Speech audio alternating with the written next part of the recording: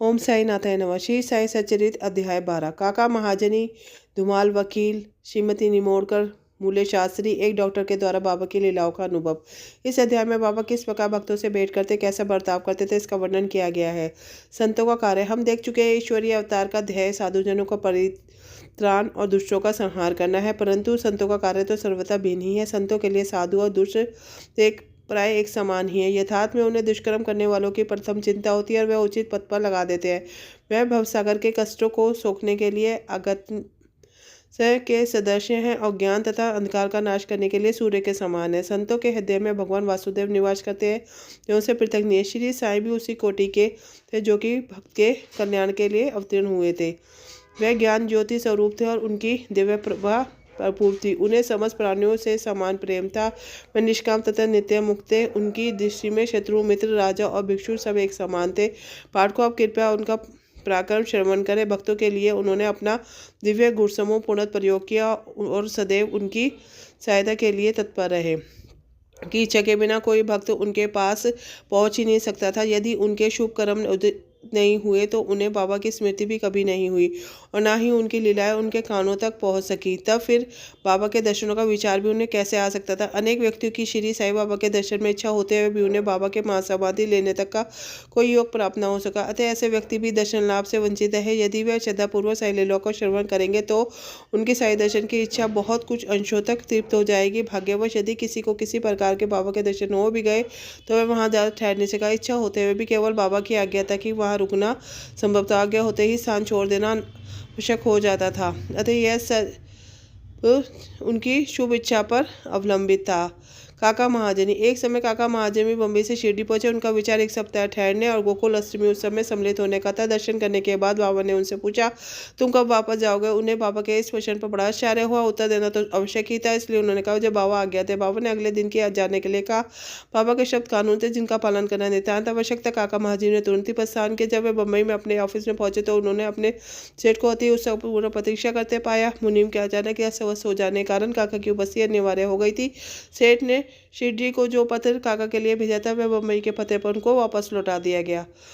भाऊसाहब धूमाल।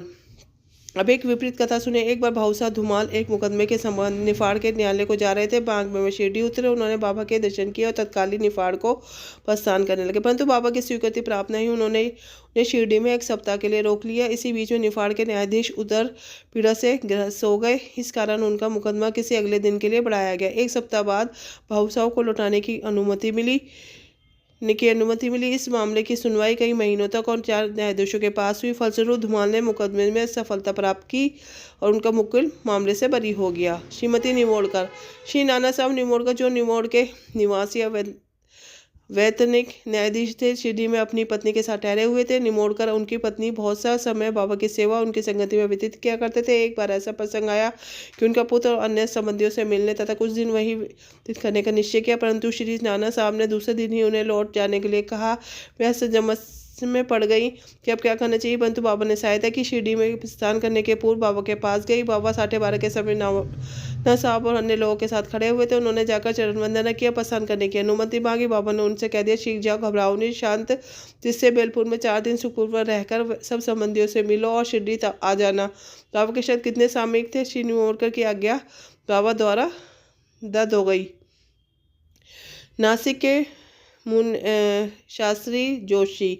नासिक के एक मंशी अग्निहोत्री ब्राह्मण थे जिनका नाम मुने शास्त्री था। उनका 6 शास्त्रों का अध्ययन किया गया था। जोशी तथा सामुदायिक शास्त्र में पारंगत थे। वह एक बार नागपुर के प्रसिद्ध करोड़पति श्री बापू साहब बूटी से भेंट करने के बाद अन्य सज्जनों के साथ बाबा के दर्शन के लिए मस्जिद में गए। बाबा ने फल बेचने वाले से अनेक प्रकार के फल और अन्य पदार्थ खरीदे। मस्जिद में उपस्थित लोगों में उनको वितरित कर दिया। बाबा आम को इतनी चतुराई से चारों ओर से दबा देते थे, चूसते ही उस संपूर्ण रस मुंह में आ जाता था। गुठली छिलका तुरंत फेंक दिया जा सकता था। बाबा ने केले छिलके भक्तों में बांट दिया, उनके छिलके अपने लिए रख लिए।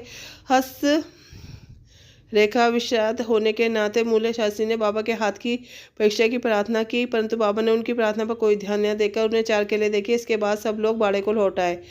अब मुनि शास्त्री ने स्नान किया और पवित्र वस्त्र पहनकर अग्निहोत्र आदि में जुट गए। बाबा भी अपने नियमों से लंडी को रवाना हो गए। जाते जाते उन्होंने कहा कि कुछ गहरू लाना, आज भगवान वस्त्र रंगेंगे। बाबा के शब्दों का अभिप्राय किसी को समझ में न आया। कुछ समय के बाद बाबा लौटे। अब मध्याह्न वेला की आरती की तैयारियां प्रारंभ हो गई। बापू साहब जोग ने बुले में आरती करने के लिए पूछा। उन्होंने उत्तर दिया कि संध्या समय बाबा के दर्शनों को जाएंगे। जब लोग अकेले ही चले गए। बाबा के आसन ग्रहण करते ही भक्त लोगों ने उनकी पूजा की। अब आरती प्रारंभ हो गई। बाबा ने कहा कि उसने ब्राह्मण से कुछ दक्षिणा लाओ। बूटी साहब दक्षिणा लेने को गए तो उन्होंने बाबा का संदेश मूल्य शास्त्री को सुनाया कि वह बुरी तरह घबरा गए। वह सोचने लगी कि मैं तो अग्निहोत्री ब्राह्मण हूँ, फिर मुझसे दक्षिणा देने के लिए क्या उचित है। माना कि बाबा महान संत है, परंतु मैं उनके शिष्य नहीं हूँ। फिर भी उन्होंने सोचा जब बाबा सरी के महान संत दक्षिणा मांग रहे हैं तो बूटे सरी के करोड़पति लेने को आए हैं तो वो अवहेलना कैसे कर सकते हैं। इसलिए वे अपने कृत्य को अधूरा छोड़कर तुरंत बूटी के साथ मस्जिद को गए। अपने शुद्ध और पवित्र तथा मस्जिद के अपवित्र जानकर कुछ अंतर से खड़े हो गए। दूर से ही हाथ जोड़कर उन्होंने बाबा के ऊपर पुष्प फेंकेगा। एक उन्होंने देखा कि बाबा के आसन पर उनके कैलाशपति गुरु खोलेब स्वामी विराजमान है। अपने गुरु को वहां देखकर उन्होंने बड़ा आश्चर्य हुआ। कहीं वह सपन तो नहीं सपन नहीं है। मैं पूर्ण जागरूक होने के हुए भी मैंने गुरु महाराज यहाँ कैसे आ पहुंचे। कुछ समय बाद उनके मुंह में एक शब्द न निकला। उन्होंने अपने गोटीली पूर्ण विचार किया, परंतु वह निर्णय न कर सके। कैलाशपति गुरु गोलाब स्वामी मस्जिद में कैसे आ पहुंचे। फिर संदेह कर दूर करके आगे बढ़े। गुरु के चरणों में गिरकर हाथ जोड़कर स्तुति करने लगे। दूसरे भक्त बाबा की आरती गा रहे थे, परंतु मूल्य शास्त्री अपने गुरु के नाम की गर्जना कर रहे थे। फिर सब जाति पाति का अहंकार और पवित्र अपवित्र की कल्पना त्याग कर वह गुरु के श्री चरणों में पूर्ण गिर पड़े।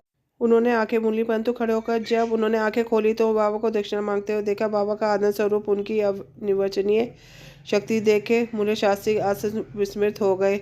उनके हर्ष का पारावार न रहा। उनकी आंखें अश्रुपूरित होते हुए प्रसन्नता से नाच रही थी। उन्होंने बाबा को पूर्ण नमस्कार किया और दक्षिणा दी। मूल्य शास्त्री कहने लगे कि मेरे सब समस्या दूर हो गए। आज मुझे अपने गुरु के दर्शन हो गए। बाबा की यतः अद्भुत लीला देखकर सब भक्त और मूल्य शास्त्री द्रवित हो गए। गैरू लाओ, आज भगवान रस से लगेंगे। बाबा के इन शब्दों का अर्थ सबकी समझ में आ गया। ऐसी अद्भुत लीला श्री साईं बाबा की थी। डॉक्टर एक समय एक मामलादार अपने एक डॉक्टर मित्र के साथ शिरडी पधारे। डॉक्टर का कहना था कि मेरे इष्ट श्री राम है, मैं किसी यवन को मसकना नमाऊंगा, अतः वह शिरडी जाने में असहमत थे। मामलतदार ने समझाया कि तुम्हें नमन करने की कोई बाध्य नहीं करेगा और ना ही तुम्हें कोई ऐसा करने को कहेगा। तो मेरे साथ चलो, आनंद रहेगा। वह शिरडी पहुंचे, बाबा के दर्शन को गए, परंतु डॉक्टर को सबसे आगे जाता देख बाबा की प्रथम ही चरण वंदना करते देख सबको बड़ा विस्मय हुआ। लोगों ने डॉक्टर को अपना निश्चय बदल लिया और इस बात ही एक यवन को दंडवत करने का कारण पूछा। डॉक्टर ने बतलाया कि बाबा के स्थान पर उन्हें अपने प्रिय इस देव श्री राम के दर्शन हुए, इसलिए उन्होंने नमस्कार किया। जब वे ऐसा कर रहे थे तभी उन्हें साईं बाबा का रूप पूर्ण दिखने लगा। वह आश्चर्यचकित होकर बोले, क्या ये सौपन है? यह यवन कैसे हो सकते हैं? अरे अरे, यह तो पूर्ण योग अवतार है। दूसरे दिन उन्होंने उपवास करना प्रारंभ किया। उन्होंने प्रतिज्ञा की जब तक बाबा से हम बुला का आशीर्वाद नहीं देंगे तब तक मस्जिद में कदापि न जाऊंगा। इस प्रकार 3 दिन व्यतीत हो गए। चौथे दिन उनका एक इष्ट मित्र देश से शिरडी आया। वह दोनों मस्जिद में बाबा के दर्शन को गए। नमस्कार होने के बाद बाबा ने डॉक्टर से पूछा, आपको बुलाने का कष्ट किसने किया? आप कहाँ यहाँ कैसे पधारे? यह जटिल और सूचक प्रश्न सुनकर डॉक्टर द्रवित हो गए। उसी रात्रि को बाबा ने पर कृपा की। डॉक्टर की निद्रा में ही परमानंद का अनुभव हुआ। वे अपने शहर लौट आए तो भी 15 दिनों तक वैसा ही अनुभव होता रहा। इस प्रकार उनकी साई भक्ति की कई गुना बढ़ गई। उपयोग कथाओं की शिक्षा विशेष मूल्य शास्त्री की यही है कि हमें अपने गुरु में सदृश विश्वास होना चाहिए। अगले अध्याय में बाबा की अन्य लीलाओं का वर्णन होगा। इसी के साथ साई चरित्र का 12वां अध्याय पूर्ण होता है। ओम साईनाथ नमः। श्री सद्गुरु साईनाथ अर्पणमस्तु। शुभम भवतु।